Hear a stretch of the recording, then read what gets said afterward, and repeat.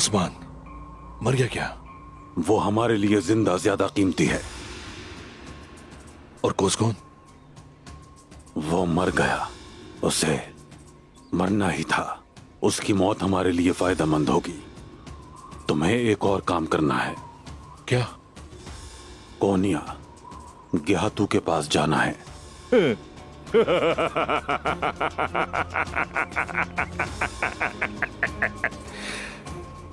मेरे साथ मौत से भी बदतर सुलूक करेगा। फिक्र न करो, वो तुम्हारा इस्तकबाल करेगा।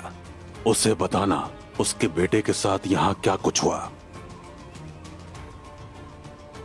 क्या हुआ उसके साथ? उस्मान ने उसके नौकरों को मारकर उसे कैदी बना लिया। क्या पता वो उसे मारकर परिंदों और भेड़ियों की खुराक बना दे। जब तुम कोनिया का सफर कर रहे होगे तो मैं उस बूढ़े भेड़िए से मिलने जाऊंगा।